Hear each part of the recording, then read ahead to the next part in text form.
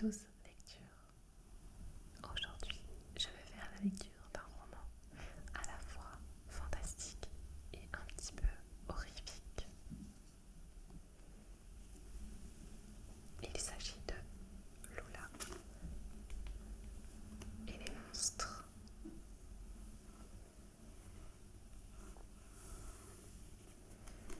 Par l'auteur Christelle Lebailly.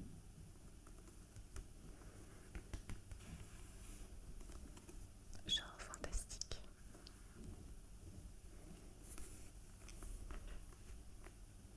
La couverture est réalisée par l'auteur. C'est une auteure qui s'auto-édite et qui a également une chaîne YouTube, Christelle Lebailly. C'est une auteure qui donne des conseils pour écrire. J'aime beaucoup sa chaîne à laquelle je suis abonnée depuis un moment maintenant. Et je lui avais commandé Lula et les monstres qu'elle m'a dédicacé. Je vais vous montrer la dédicace maintenant et je la remontrerai après.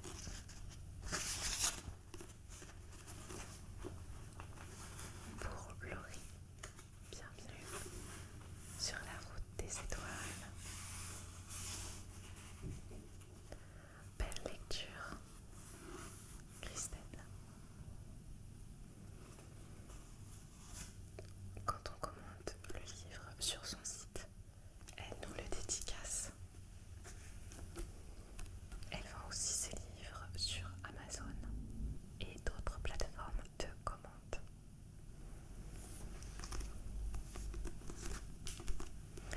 Alors, quand on commande son livre ou ses livres, on a des marque-pages personnalisées.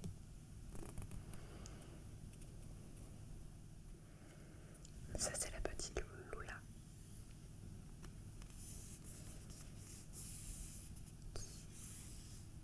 qui se trouve dans la forêt, qu'elle va traverser un moment, durant un moment du livre.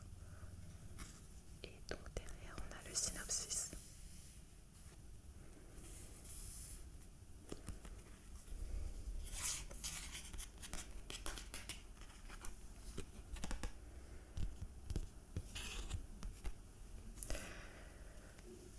Disponible en numérique, l'auteur l'indique en bas.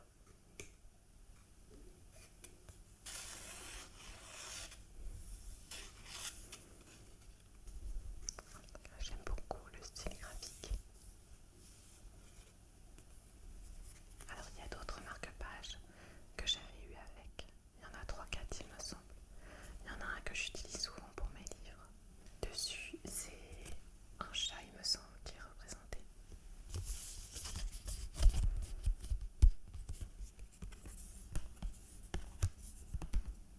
En tout cas j'aime beaucoup l'idée de vraiment fabriquer le livre accompagné de tous ces éléments-là, parce que l'auteur plonge le lecteur dans son histoire.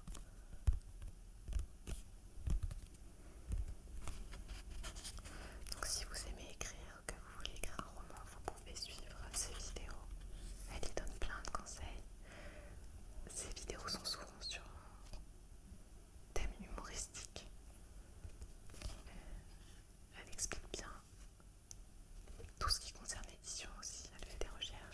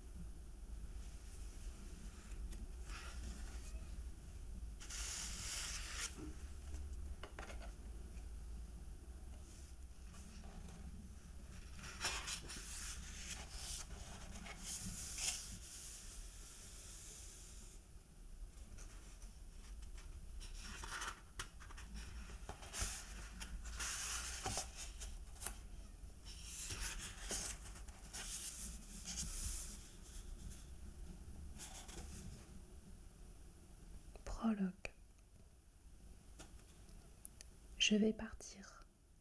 Pourquoi? C'est à cause de la sorcière. Elle m'envoie à l'hôpital en ville. Un hôpital? Pourquoi? Tu es malade. Non, c'est elle. C'est tous les autres. Ils veulent nous séparer, qu'on ne se voit plus jamais. Je ne veux pas que tu t'en ailles. Ils chuchotaient chacun d'un côté de la cloison qui séparait leur chambre. Un trou creusé dans la maçonnerie comme unique accès à l'autre. Perry et Lula. Lula et Perry. Un frère et une sœur un peu à part. Lula avait bientôt 10 ans. On connaissait peu de choses sur le monde. Tout ce qu'elle savait, c'est qu'elle aimait Perry plus que tout. Mais l'adolescent était ailleurs. Avait-il perçu sa peur? Ressentait-il sa peine? Rien n'était moins sûr. La petite fille l'entendit chantonner comme il le faisait si souvent. Entrez, mon bon monsieur, mettez-vous à votre aise. Votre matrone vous tourmente. Ici, pas de fadaise. Il y a tant de plaisir à vous offrir. Pour 3 sous, vous repartirez avec le sourire.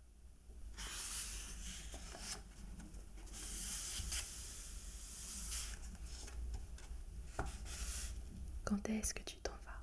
L'interrompit Lula, les larmes aux yeux. Perry inspira à fond, la gorge nouée. Mais lorsqu'il répondit, sa voix était claire. Demain. Chapitre 1. Tu lui as parlé? Non, Perry. J'ai fait comme tu m'as dit. C'est bien. Je crois que ça lui fait de la peine. Et alors, c'est une sorcière. Elle essaie de t'attendrir. Elle fait semblant d'être triste. Et si jamais tu lui adresses la parole, elle te change en pierre. Elle n'arrête pas de pleurer, protesta faiblement la petite fille. On s'en fiche. Mais c'est Mam. Je t'interdis de dire ça. On n'a pas de mère. On n'est que tous les deux. D'accord.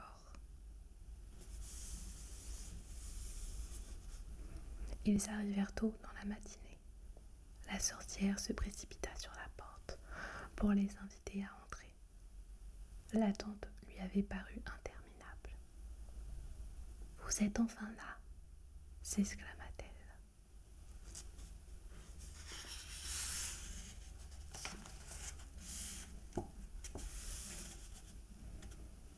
C'est à peine si elle ne se jeta pas dans leurs bras, tant elle était soulagée. Fébrile, elle expliqua rapidement aux infirmiers que Perry était dans sa chambre enfermée et qu'elle n'avait osé y pénétrer toute seule pour lui dire de préparer ses affaires. Lula la dévisagea avec dégoût. « Sorcière !»« Ne vous inquiétez pas, dame. Nous sommes habitués. Restez ici avec votre fille. Il va peut-être y avoir du grabuge. » Les hommes étaient immenses, costauds, décoris. Lula les voyait ainsi, des singes en blouse blanche qui se pavanaient devant la sorcière. L'un d'eux se pencha vers la fillette. « T'inquiète pas, ma grande, ça sera vite fini. » Le gras de son cou suintait à grosses gouttes, tout comme les ridules de son front. Le simple fait de descendre de sa fourgonnette l'avait pratiquement achevé. Ses yeux jetèrent un regard faussement bienveillant sur la petite, avant de remonter darder la poitrine de la sorcière. Lula n'était pas dupe. Perry lui avait parlé de ce genre de bête. Celui à empester le tabac, la transpiration et la débauche. Il lui tira la langue avant de courir se réfugier à l'étage. 5 secondes plus tard, une porte claqua. Sa mère ne tenta même pas de la retenir. La dernière fois qu'elle l'avait touchée, sa fille l'avait traitée de putain, avant de la mordre sauvagement. Dis donc, elle a l'air coriace cette petite, rigola l'infirmier envoyé par l'hôpital. La joue trop fardée de la sorcière fut traversée par une larme. La goutte suivit un sillon déjà bien creusé et finit par s'écraser sur son châle qui l'enveloppait tel un cocon. C'est à cause de lui, à cause de Perry. Il lui murmure des choses. Le soir, je les entends chuchoter. Pendant des heures, il marmonne. Et elle l'écoute religieusement. Il est dangereux pour elle. C'est pour ça qu'il faut l'emmener. La sorcière éclata en sanglots, incapable de poursuivre sa phrase.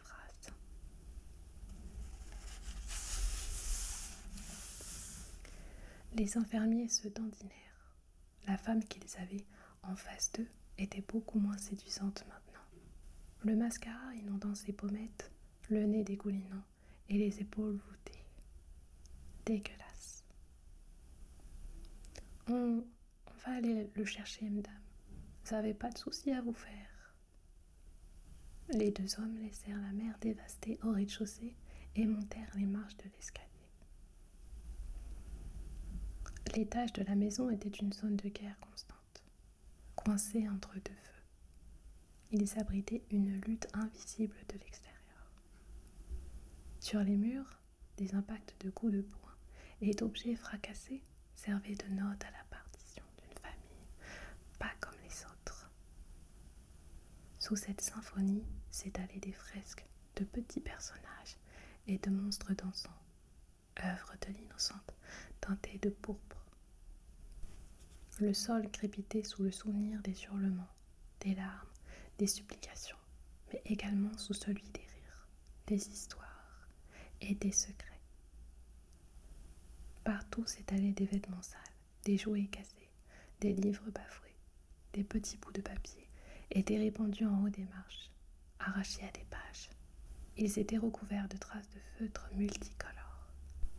L'un d'eux, un peu plus entier que les autres, portait les inscriptions suivantes, gribouillées à la va-vite. Il y a des monstres tristes, il y a des monstres seuls, il y a des monstres fous, il n'y a pas de monstres. Mais les infirmiers n'y prêtèrent pas plus attention que cela. Pierre avait tissé autour de sa sœur un monde trop complexe pour être appréhendé par ces deux gorilles de foire. Les hommes se dirigèrent vers la porte la plus défoncée de l'étage, détruite par les policiers quelques semaines auparavant, lors de l'interpellation du jeune homme. Ils frappèrent. Chapitre 2. Pourquoi est-ce qu'il faut dessiner sur des bouts de papier ? Demanda Lula, entourée de ses feutres. Ce ne sont pas des bouts de papier.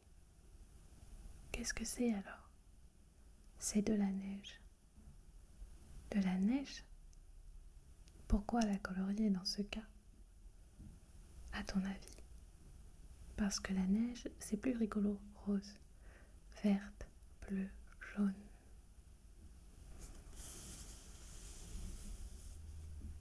Alors, à quoi est-ce qu'il ressemble ? À des singes, des gros macaques. Perry bouffa. Son rire grave réchauffa la petite chambre, à la tapisserie lacérée. De l'autre côté de la cloison, Lula se blottit contre le mur. Les colosses étaient toujours au rez-de-chaussée, avec la sorcière. Au milieu des chaudrons qui tintaient dans la cheminée et des effluves de bave de crapaud. Ils savaient qu'ils avaient peu de temps avant leur adieu. Tu te souviens de ce qu'on a dit, Lula ? À propos de quoi ?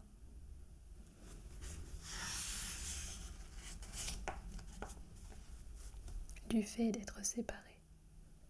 Ce n'est pas normal. On est censé rester ensemble, pour toujours. Tu veux vivre sans moi ? Non. Alors, il faut qu'on fasse ce qu'on a dit. D'accord. Les planches de l'escalier craquèrent. Les macaques arrivaient. Perry se coucha à côté profiter de l'ouverture qui l'unissait à sa petite sœur. Lula fit de même.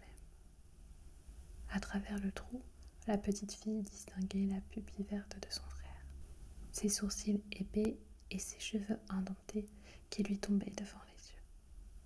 Elle glissa sa main pour effleurer ce visage qu'elle choyait et lui tendit son cœur.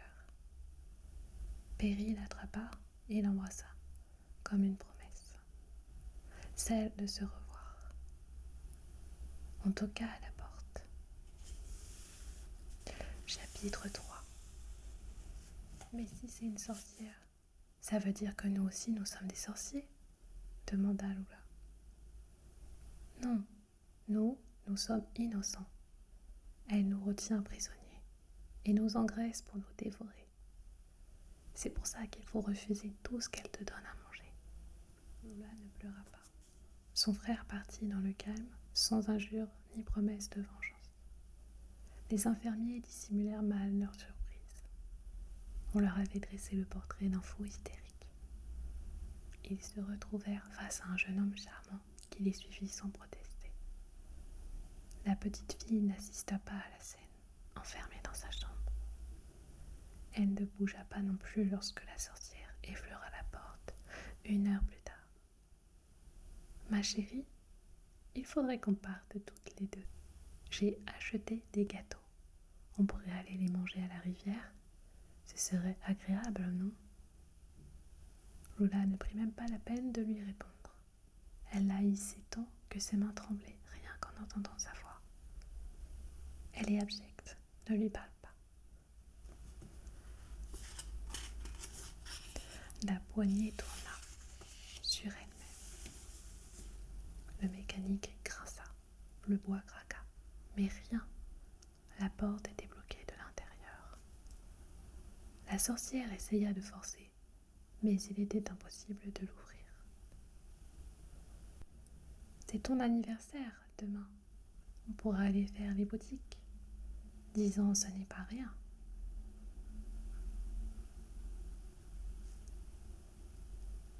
« Va-t'en, sorcière, je te déteste. C'est de ta faute. Je voudrais que tu sois morte. » Ensuite, le silence. La sorcière redescendit dans le salon et laissa sa fille pétrie de rancœur. Chapitre 4. Et le ciel, comment est-ce qu'il tient dans les airs? Par des fils, évidemment, comme un chapiteau de cirque. Un très grand chapiteau dans ce cas, murmura Lula en étudiant les étoiles par sa fenêtre. Le monde est une immense comédie, et chacun y tient un rôle.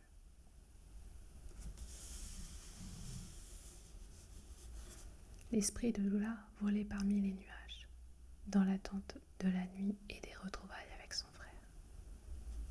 Heureusement, l'extérieur succomba rapidement à l'obscurité. C'est l'heure. La petite fille était prête. Elle enfila un pantalon de velours côtelé rouge et un pull jaune à capuche qui flottait autour d'elle tant elle était maigre. Ses cheveux blonds attachés en une couette rapide.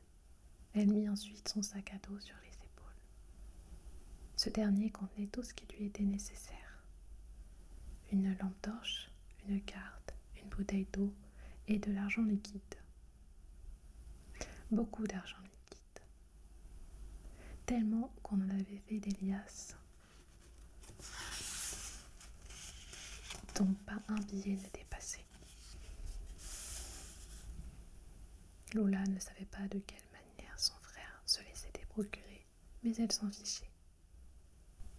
Elle poussa le meuble dont elle s'était servie pour bloquer la porte et sortit aussitôt discrètement que possible de sa chambre. La maison était silencieuse. Écrasée par la fatigue, la sorcière était allée se coucher tôt. Lula descendit l'escalier, veillant à ne pas poser le pied sur l'avant-dernière marche qui grinçait, toujours. Attention à ne pas faire de bruit, il ne faut pas la réveiller. Et à ne pas glisser sur la neige multicolore qui encombrait l'étage. Une fois en bas, elle fila vers la sortie. Par cette nuit d'automne, les ténèbres s'étaient déjà répandues. Lula n'eut aucune difficulté à passer inaperçue dans les rues de son village, et elle gagna la forêt en quelques minutes. Avant de s'engager dans les bois, elle sortit sa lampe torche et l'alluma. Le halo blanchâtre éclaira une souche d'arbre ainsi qu'un tas de feuilles mortes roulées par le vent. Lula frissonna. Les branches agrippaient son manteau et le néant défigurait la végétation.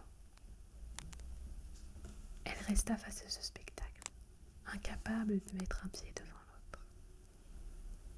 Un bruissement dans les forêts la fit sursauter.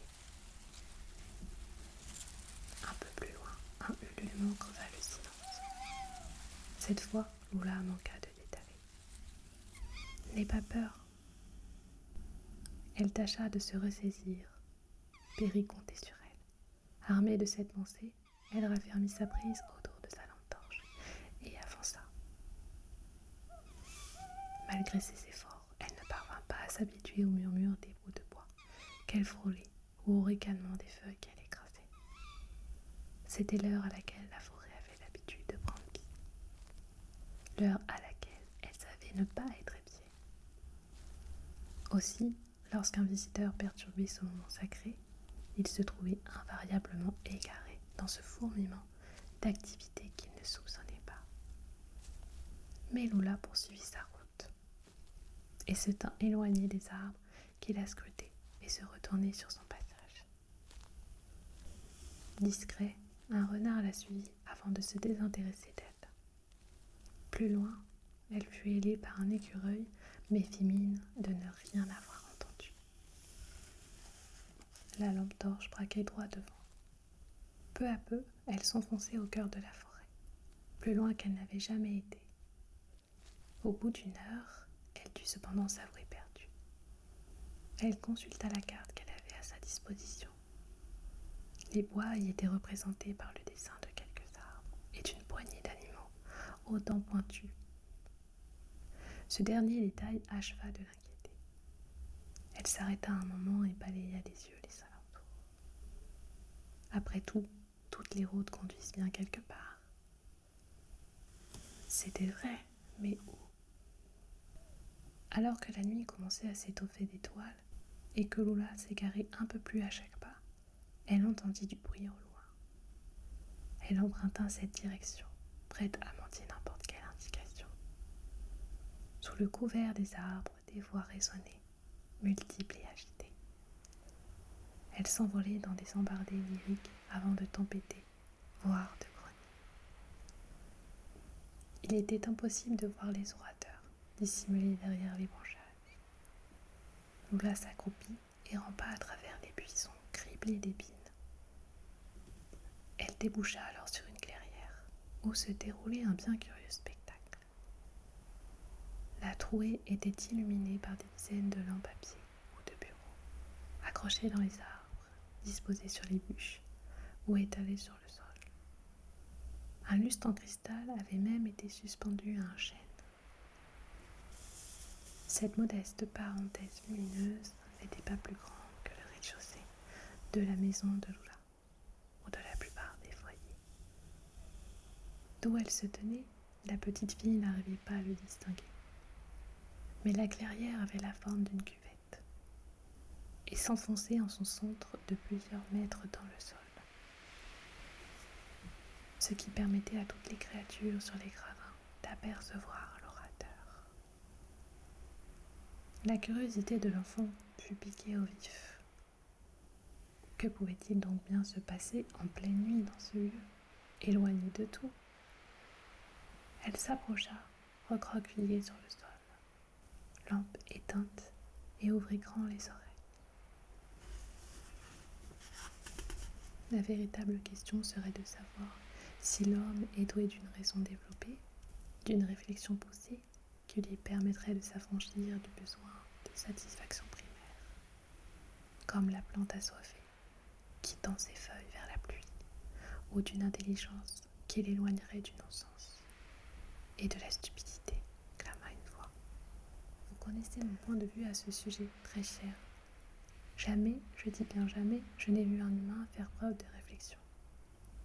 Leurs gestes sont mécaniques, leurs regards vides. Ils empêchent leurs poils de pousser alors que ça les protégerait de l'hiver. Viennent ici sans plus précis et se contentent de déambuler pendant des heures. Ramassent des champignons alors que tout le monde sait que c'est immonde. Un brouhaha d'approbation salua cette dernière remarque. Les inconnus n'aimaient donc pas les champignons. C'était déjà une piste. En plus de cela, ils avaient une bien piètre opinion du genre humain, un nouvel indice. Quant à leur ridicule manie de récolter des feuilles pour les entreposer dans d'autres feuilles, c'est à peine digne d'un moineau, poursuivit la voix moqueuse. La foule s'esclava. Justement, ne serait-ce pas la preuve d'une intelligence certes limitée, mais néanmoins présente? Le simple fait de collectionner des feuilles ou de venir perdre du temps ici montre bien que les humains ne se contentent pas de satisfaire leurs besoins les plus primaires, répliqua une voix plus jeune mais beaucoup moins assurée. L'assemblée, visiblement en désaccord, gronda à la suite de cette intervention. On eut à même l'interlocuteur.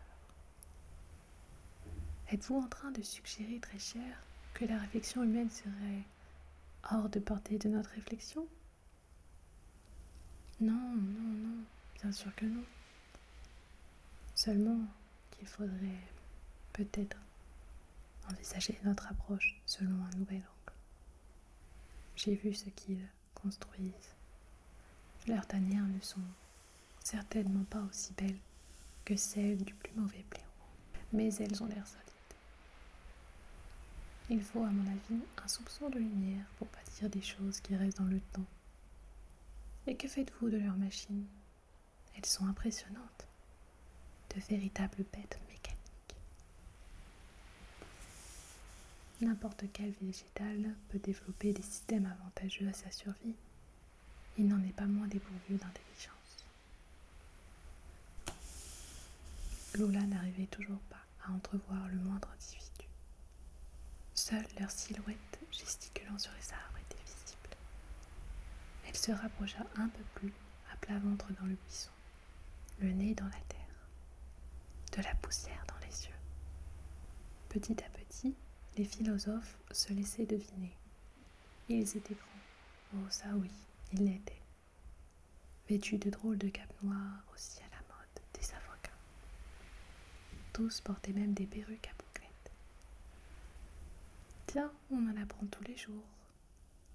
Elle s'avança encore un peu, juste assez pour tenter de voir leur visage. C'est alors que sa paume se posa sur une énorme limace. Et la petite fille ne put retenir un cri de dégoût. Chut, tu vas te faire attraper. Elle porta prestement son autre main à la bouche pour couvrir le bruit, mais le mal était fait. Son corps s'immobilisa, son souffle lui-même se retint. De leur côté, les voix avaient cessé. Seuls des chut nerveux émergeaient de l'hémicycle. Lola resta figée de longues minutes, priant de toutes ses forces que personne ne la trouve ainsi. Tout à coup, les penseurs l'effrayaient. Elle entendait leurs narines s'agiter pour la débusquer, leurs oreilles se tendre pour la dénicher. C'était une bêtise d'être venue aussi près. Les philosophes s'étaient dispersés dans les herbes alentours. Lola les entendait remuer la terre et grimper dans les arbres. Elle avait depuis longtemps renoncé à courir. Son instinct lui soufflait que ces inconnus devaient avoir de meilleures jambes qu'elle, sans compter qu'elle était assez maladroite. Elle aurait tôt fait de trébucher sur une racine. Et une diversion? Pourquoi pas? Mais elle était trop terrifiée pour réellement tenter quoi que ce soit. Pour l'heure, elle ne pouvait qu'attendre et espérer qu'il l'oublie, ou croire avoir rêvé. À son plus grand étonnement, son souhait s'exauça. Un à un, les penseurs convergeaient vers les gravats, imaginant qu'il devait s'agir d'un petit oiseau. Lola osa enfin respirer. Le tambour qui défonçait ses côtes et agitait sa tête ralentit. Elle décida de s'en aller tant qu'elle le pouvait encore. Lentement, elle recula, toujours à plat ventre, jusqu'à ce que tout à coup, une main géante la saisisse par la peau du dos et l'arrache sans mal à sa cachette. « Lâchez-moi, au secours !» La petite fille tenta de se débattre et laissa tomber sa lampe torche. Elle griffa, mordit, donna des coups de pied. Mais rien ne pouvait faire lâcher prise à la créature qui la tenait. C'est alors qu'elle se retrouva face à son assaillant. Un frisson de stupeur la cloua sur place. À quelques centimètres du bout de son nez, un visage drôlement maquillé et un large sourire au croc aiguisé la dévisageaient avec gourmandise. Voilà, c'est la fin de cette lecture.